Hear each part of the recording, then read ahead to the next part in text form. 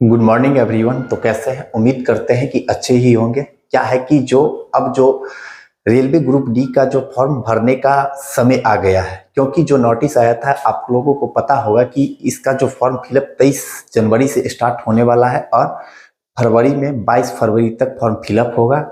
इसी के लेकर मैं आप लोगों को यह वीडियो लेके आया, क्योंकि जो है ना फॉर्म भरने से पहले यह वीडियो लाने का बहुत बड़ा मकसद था। क्योंकि जो है ना पिछले साल लाखों फॉर्म रिजेक्ट हुआ था। इस फॉर्म रिजेक्ट होने का वजह क्या था, मैं इन सभी चीज़ों को बात करूंगा। और इस फॉर्म भरने के लिए आपको जो है ना क्या क्या चीज़ की ज़रूरत है, इन सभी चीज़ों पे बात करेंगे। और जो है ना ये जो डॉक्यूमेंट सबका जो ज़रूरत है ना, ये डॉक्यूमेंट किस टाइप का होना चाहिए, कास्ट सर्टिफिकेट या जो है ना ये कहाँ से बनवाना चाहिए, ये सारा का सारा फैक्ट मैं आप लोगों को इस वीडियो में बताऊंगा। और साथ में इस ग्रुप डी से रिलेटेड जो है ना एग्जाम जो होगा, इसका सिलेबस क्या है, इस पे भी बात करूंगा।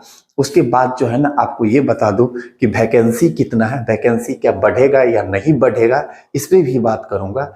इसलिए आप लोग जो है ना इस वीडियो को लास्ट तक जरूर देखिएगा, ताकि सभी का सभी इंफॉर्मेशन आप लोगों को मिल सके। तो चलिए चलते हैं, इस वीडियो के ऊपर जितना भी बात बताने वाला हो उन सभी बात पे बात करते हैं, ठीक है। तो देखिएगा यहाँ क्या है, आप लोगों के सामने थंबनेल आरआरबी जो है ना, तो क्या है कि RRB group D 2025 group D के लिए सबसे पहले क्या है, आपको महत्वपूर्ण डॉक्यूमेंट बताए हैं। जो इसका फॉर्म फिलअप होगा, आपको जो है ना उसमें कौन कौन सा डॉक्यूमेंट होना लगेगा, यानी आपको कौन कौन सा डॉक्यूमेंट होना चाहिए, तो ये डॉक्यूमेंट सब है। उसके बाद जो है ना 1 लाख वैकेंसी के लिए क्या करें, इसके बारे में बताएंगे। उसके बाद जो है ना फॉर्म क्यों रिजेक्ट हुआ था पिछले बार, ये भी रीजन बताएंगे, कितना फॉर्म रिजेक्ट हुआ था। इसके बाद आपको जो है ना ग्रुप डी का फॉर्म भरने के लिए एज क्या होना चाहिए, कब से फॉर्म फिलअप है, ये सारा बात बताऊंगा। उसके बाद इसका सिलेबस क्या है, ये भी बात बताऊंगा। उसके बाद ग्रुप डी का अगर आप तैयारी करना चाहते हैं तो तैयारी कहाँ से करें, किस प्रकार तैयारी करें, ये सारा चीज जो है ना आपको इस वीडियो में मिलने वाला है। इसलिए आप लोग क्या कीजिए कि इस वीडियो को शुरू से लास्ट तक जरूर देखिएगा, ठीक है। तो सबसे पहले ये ग्रुप डी का जो फॉर्म 2000 ये जो है ना 23 जनवरी 2025 से जो फॉर्म फिलअप होने वाला है, इसके बारे में मैं आप लोगों को ये बता दूं कि आपके पास क्या क्या डॉक्यूमेंट होना चाहिए और किस टाइप का डॉक्यूमेंट होना चाहिए। इस डॉक्यूमेंट पे मैं बात कर लेता हूं। तो आप लोग के पास महत्वपूर्ण डॉक्यूमेंट में सबसे पहला एक ईमेल आईडी होना चाहिए। वो भी कैसा होना चाहिए, तो आपको पर्सनल ईमेल आईडी होना चाहिए, ठीक है। ये नहीं कि कोई ईमेल आईडी डाल दीजिएगा और फिर उस ईमेल आईडी का पासवर्ड वगैरह नहीं याद है, और वो ईमेल आईडी मान लीजिए पासवर्ड नहीं याद है, फिर ईमेल आईडी क्या हो गया, खो गया। तो आप क्या कीजिएगा, एक बार रजिस्ट्रेशन होगा, फिर दोबारा रजिस्ट्रेशन रेलवे में नहीं करवा पाइएगा। बहुत जो है ना परेशानी में आप पड़ सकते हैं। इसलिए जो सक्रिय ईमेल आईडी है ना, उस ईमेल आईडी को आप जो है ना इस यूज कीजिए आप फॉर्म भरने में। अगर जो ईमेल आईडी आपका पर्सनल नहीं है, वो ईमेल आईडी नहीं देना है, आपको अपना ईमेल आईडी देना है, ठीक ना। क्योंकि ईमेल आईडी ही सबसे बड़ा रोल निभाता है। उसके बाद आपके पास क्या होना चाहिए, 10th का मार्कशीट होना चाहिए। क्योंकि ग्रुप डी जो है ना, आपको कुछ दिन पहले इसका नोटिस आया था कि ग्रुप डी में जो है ना अब आईटीआई को हटा दिया गया है। पहले तो ग्रुप डी में आईटीआई और 10th दोनों था, आईटीआई होना कंपलसरी था, अब आईटीआई हटा दिया। अब 10th पास वाला ही जो है ना फॉर्म फिलअप कर सकता है। आईटीआई है तो वो भी फॉर्म फिलअप कर सकता है। तो 10th का मार्कशीट होना चाहिए, और 10th का मूल प्रमाण पत्र है तो और बेहतर है, नहीं है तो मार्कशीट पे काम बन जाएगा, ठीक है। मार्कशीट भी होना है, सही है। उसके बाद 10th का मूल प्रमाण पत्र मतलब क्या, ओरिजिनल सर्टिफिकेट जो होता है वो होना चाहिए। उसके बाद आईटीआई सर्टिफिकेट भी, जो आईटीआई किए हैं वो अपना आईटीआई सर्टिफिकेट भी जो है ना उसमें अपलोड करने का मांगेगा, तो जो है ना आईटीआई सर्टिफिकेट भी होना चाहिए, ठीक है। तो ये उसके बाद देखिएगा इसके बाद जो पांचवा चीज क्या है, आपको जाति प्रमाण पत्र होना चाहिए। जाति प्रमाण पत्र में कोई जैसे में क्या है कि कोई अगर ओबीसी है, ओबीसी, उसके बाद कोई होगा क्या एससी, कोई क्या होगा एसटी, जनरल का नहीं लगेगा। और कोई ईडब्ल्यूएस है तो ईडब्ल्यूएस, ठीक है ना। यानी क्या, ओबीसी यानी देखिएगा कौन कौन बोले, ओबीसी, ठीक है, एससी, एसटी, ईडब्ल्यूएस, ठीक है ना। सबका अपना जाति प्रमाण पत्र होना चाहिए। और जो है ना ओबीसी वाला एनसीएल बना सकते हैं, ठीक है ना। और ये जो है ना आपको किस लेवल का होना चाहिए जाति प्रमाण पत्र, और दूसरा जो निवास प्रमाण पत्र है आपको जो है ना सेंट्रल गवर्नमेंट वाला होना चाहिए। यानी आप ब्लॉक से जो बनाते हैं ना, तो ब्लॉक के बाद जो है ना पहले ब्लॉक से बनता है, उसके बाद कहाँ बनता है, अनुमंडल में बनता है, उसके बाद डिस्ट्रिक्ट में बनता है, ठीक है। तो आपको कम से कम जो है ना अनुमंडल लेवल वाला होना चाहिए। ये जाति और निवास प्रमाण पत्र अनुमंडल लेवल वाला होना चाहिए। और ये जाति और निवास प्रमाण पत्र जो है ना आपको बहुत ज्यादा पुराना नहीं लगाना है, ठीक ना। कम से ये 6 महीना के अंदर वाला लगाइएगा। नया जो रहेगा ना तो बेहतर रहेगा, फॉर्म रिजेक्ट नहीं होगा। तो जाति और निवास प्रमाण पत्र जो है ना आपको 6 महीना के अंदर वाला यानी तत्काल बनाइएगा। और इसको पहले जो है ना अगर नहीं बनाए हैं तो आप लोग क्या कीजिए कि ब्लॉक में अप्लाई कर दीजिए, ब्लॉक में बन जाएगा तो अनुमंडल लेवल तक का बना लीजिएगा। ये जो है ना ज्यादा वैल्यू होगा, ठीक है। उसके बाद फोटो जो है ना, फोटो होना चाहिए 1 पीस। वैसे जो है ना फोटो जिस तरह का जो अपलोड कीजिएगा ना उस फोटो को ज्यादा बनाइएगा, क्योंकि जो है ना आगे काम देगा, फिर एग्जाम में देगा, फिर एग्जाम निकलेगा तो एग्जाम के बाद वेरिफिकेशन, अलग अलग चीज में उस तरह का फोटो जो है ना मांग होगा। इसलिए जो है ना फोटो कम से कम जो है ना 10-15 पीस जो है ना बना करके पासपोर्ट साइज फोटो रख लीजिए, ठीक है। आप जो है ना इस फोटो यहाँ पे तो फॉर्म भरने के लिए सिर्फ एक फोटो होगा। तो एक बात ये समझिए कि सेल्फी खींच के फोटो अपलोड नहीं करना है। फॉर्म जो पिछले साल जो रिजेक्ट हुआ, ये सबसे बड़ा रीजन जो था ना फोटो और सिग्नेचर का ही मुद्दा के कारण फॉर्म रिजेक्ट हुआ था। ये फोटो और सिग्नेचर, जो व्यक्ति फॉर्म भरा और फॉर्म भरते वक्त फोटो अच्छा से अपलोड नहीं किया और सिग्नेचर फ्रेश नहीं दिखा, इसी कारण जो है ना फॉर्म रिजेक्ट हुआ था। पिछले साल लाखों फॉर्म रिजेक्ट हुआ था, किसके कारण? तो सिर्फ फोटो और सिग्नेचर की वजह से, और कोई रीजन नहीं था, ठीक है। उसके बाद देखिएगा ना, यानी इतना डॉक्यूमेंट आप लोगों को ग्रुप डी के फॉर्म भरने के लिए जरूरत है। कौन कौन? Email ID, 10th marksheet, 10th मूल प्रमाण पत्र, आई सर्टिफिकेट, जाति प्रमाण पत्र, निवास प्रमाण पत्र, फोटो साइज फोटो, ठीक है। उसके बाद एक मोबाइल नंबर भी जरूरत है, मोबाइल नंबर से उसमें मांगेगा, ठीक है। इतना चीज है, डॉक्यूमेंट आप लोग फॉर्म भर सकते हैं। उसके बाद जो है ना क्या है कि कहाँ से, ये बात लिखे थे कि कहाँ से बनाए और किस लेवल का होना चाहिए, तो ये तो बता दिए। जाति और निवास जो होना चाहिए आपको अनुमंडल लेवल का होना चाहिए, ठीक है, सेंट्रल गवर्नमेंट वाला होना चाहिए। उसके बाद यहाँ लिखे है, ये सब हो गया। अब जो है ना मैं बात कर लेता हूँ कि 1 लाख वैकेंसी के ऊपर, कि आखिरकार वैकेंसी के ऊपर जो ग्रुप डी के लिए जो वैकेंसी आया था, तो आप लोग जानते होंगे क्या कि 32,438 जो है ना पोस्ट पे ऑफिशियली न्यूज आ गया है कि जो है ना 32,438 पे ऑफिशियली न्यूज आ गया है, ठीक है ना। लोग कह रहा है कि ये वैकेंसी बढ़ के 58,000 हो गया, ठीक है ना। ये वैकेंसी 58,000 अभी नहीं हुआ है, क्योंकि अभी तक कोई ऑफिशियली न्यूज नहीं आया है, ठीक है। अब क्या है कि यह वैकेंसी जो 32,438 वैकेंसी है ना, आपको यह वैकेंसी बढ़ेगा जरूर, 100% बढ़ना है, ठीक है। यह वैकेंसी बढ़ना तय है। क्यों? क्योंकि आप लोग जानते हैं कि एएलपी का वैकेंसी कम था, फिर फॉर्म फिलअप करने के बाद भरा बढ़ गया वैकेंसी। टेक्नीशियन का कम पोस्ट था, फिर उसका भी फॉर्म फिलअप के बाद बढ़ गया वैकेंसी, तो ये भी वैकेंसी बढ़ेगा। ये वैकेंसी जो 32,438 वैकेंसी है, ये बढ़ करके जो है ना आपको कितना हो जाएगा, 70,000 से लेकर के 1 लाख के बीच में वैकेंसी होगा, ठीक है ना।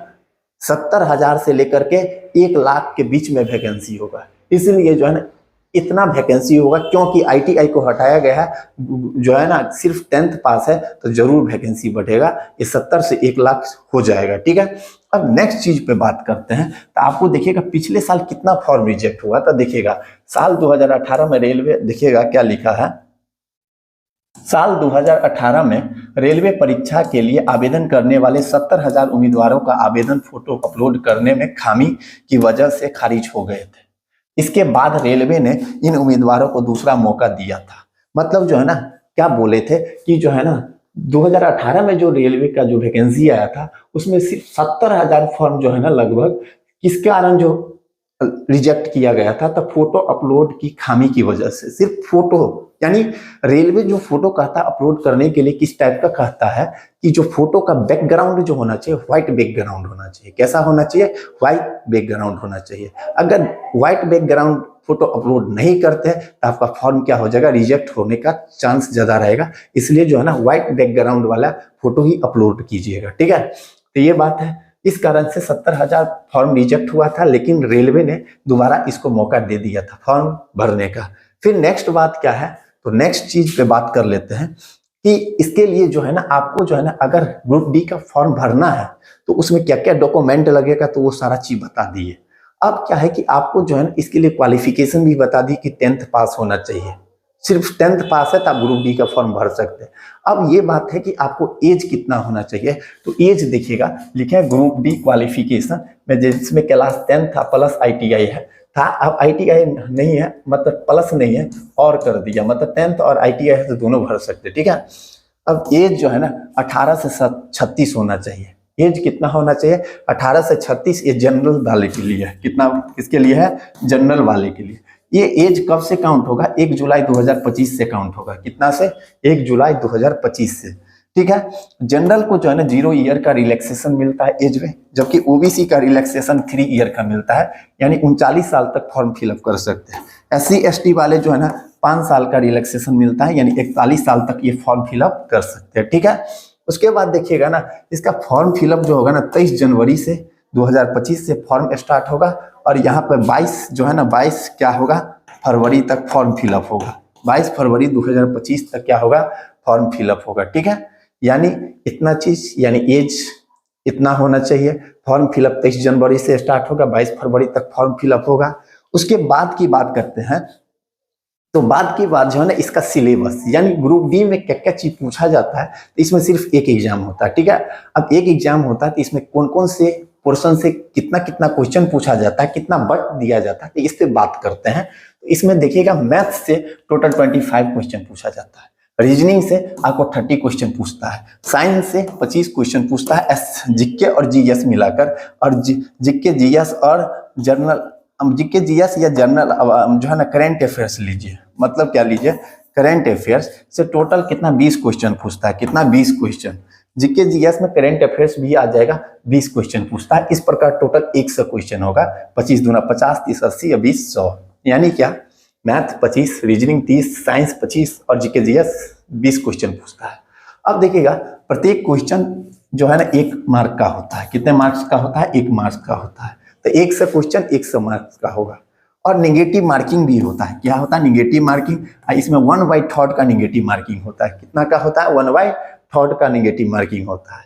अब ये भी बता दूं कि ये जो 100 क्वेश्चन होता है, इसको सॉल्व करने के लिए आपको 1.5 घंटा का टाइम देता है। कितना, 1.5 आवर का टाइम मिलता है, यानी 1 घंटा 30 मिनट का टाइम मिलता है 100 क्वेश्चन सॉल्व करने के लिए। टोटल 100 मार्क्स का होता है। नेगेटिव मार्किंग होता है। नेगेटिव मार्किंग कितना होता है, 1/3 नेगेटिव मार्किंग होता है, ठीक है। अब इसका सिलेबस भी जान चुके हैं।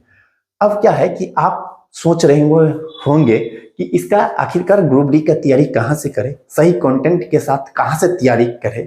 तो मैं बता दूं कि आप जो अभी जो चैनल देख रहे हैं मैथ्स बाय रोशन सर, उस पे जो है ना मैं आपको जो है ना रेलवे के लिए एक टारगेट बैच ला रहा हूं, जो आपको जो है ना ये टारगेट बैच आपको जो है ना ला रहा हूं, जो 23 जनवरी से जो है ना आपको स्टार्ट करने जा रहा हूं, जिसमें मैं खुद जो है ना मैथ्स का रोज 25 क्वेश्चन करवाऊंगा। इसमें जो है ना साइंस का भी 25 क्वेश्चन करवाऊंगा और रीजनिंग का भी करवाऊंगा, जिसका जो बैच लॉन्च हो रहा है आपको जो है ना 23 जनवरी से होगा। देखिएगा रेलवे ग्रुप डी एग्जाम 2025, जिसमें टारगेट बैच में क्या है, आप देखिएगा प्रत्येक दिन मैथ का मॉक लाएंगे। प्रत्येक रोज नहीं है, मैथ का मॉक जो होगा ना आपको अल्टरनेटिंग में, मैथ और साइंस का जो मॉक होगा अल्टरनेटिंग में होगा। मैथ का मॉक में 25 क्वेश्चन होगा, साइंस में भी 25 क्वेश्चन होगा, जिसमें मैथ का मॉक जो होगा आपको मंडे, वेडनेसडे, फ्राइडे, आपको ये सुबह 8 बजे आप लोगों को लाइव में आएंगे। सुबह को प्रत्येक मतलब मंडे, वेडनेसडे और फ्राइडे 23 तारीख, यानी कितना 23 जनवरी से फॉर्म फिलअप हो रहा है और 23 जनवरी से हम लाइव भी आ रहा है। 23 जनवरी 2025 से लाइव भी आ रहे हैं, यानी मैथ्स का 25 क्वेश्चन आपको एक सप्ताह में 3 दिन, मंडे, वेडनेसडे, फ्राइडे 8 बजे सुबह जो है ना आप लोगों को क्लास लेंगे। उसके बाद साइंस का जो होगा 25 क्वेश्चन आपको जो है ना ट्यूसडे, थर्सडे और सैटरडे, यानी अल्टरनेट में जो है ना 8 AM पे ही साइंस का क्वेश्चन कितना 25 क्वेश्चन होगा। उसके बाद जो रीजनिंग है ना, रीजनिंग आपको 30 क्वेश्चन पूछा जाता है, इसमें मात्र 20 क्वेश्चन जो है ना आपको ऑल डे चलेगा। ये रीजनिंग ऑल डे चलेगा। ये कितना बजे, तो सुबह का जो है ना 7:30 AM पे चलेगा। कितना, 7:30 AM पे चलेगा। ठीक, 7:30 से AM पर क्या चलेगा, रीजनिंग का लाइव चलेगा। इसलिए आप लोग इस चैनल के साथ अवश्य जुड़े, क्योंकि जो है ना सही कंटेंट के साथ आप लोगों को रेलवे ग्रुप डी और साथ में जितना भी कॉम्पिटिटिव एग्जाम है उन सभी को बेहतर तरीके से तैयारी कराया जाता है। और ये ग्रुप डी के लिए एक टारगेट बैच है। आप लोगों को कहीं जाने की आवश्यकता नहीं है। आप सही कंटेंट के साथ इस चैनल पे आपको तैयारी करवाया जाएगा। तो इसलिए आप लोग जरूर इस चैनल के साथ जुड़े। तो चलिए, इस वीडियो से रिलेटेड जितना भी बात था मैं आप लोगों को सभी फैक्ट को बता दिए कि क्या क्या महत्वपूर्ण डॉक्यूमेंट होना चाहिए, इस सभी डॉक्यूमेंट के बारे में बताए। उसके बाद जो है ना फॉर्म क्यों रिजेक्ट हुआ इसके बारे में भी बता दिए कि फोटो अपलोड करने की वजह से ही फॉर्म रिजेक्ट होता है, क्योंकि जो है ना रेलवे जो है ना फोटो का बैकग्राउंड कैसा मांगता है, व्हाइट बैकग्राउंड मांगता है। ठीक है, उसके बाद क्या बताया कि आपको जो है ना इसको फॉर्म भरने के लिए आपको सिर्फ 10th होना चाहिए। ITI था वो भी हटा दिया, अब सिर्फ 10th वाला भी फॉर्म फिलअप कर सकते। उसका एज क्या होना चाहिए, फॉर्म फिलअप कब से होगा, इन सारे चीजों पे बात कर लिए। उसके बाद जो है ना आपको क्या है कि इसका जो सिलेबस क्या है इन सभी को भी बता दिए। उसके बाद तैयारी कहाँ से करें, तो इन सारे फैक्ट को मैं आप लोगों के साथ बात किए। तो चलिए, आप लोग क्या है कि यह वीडियो कैसा लगा, वीडियो अगर थोड़ा भी अच्छा लगा होगा तो वीडियो को लाइक कीजिए और इस वीडियो को ज्यादा से ज्यादा शेयर कीजिए। तो चलिए मिलते हैं नेक्स्ट सेशन नेक्स्ट क्लास के साथ। तब तक के लिए धन्यवाद। Thank you so much.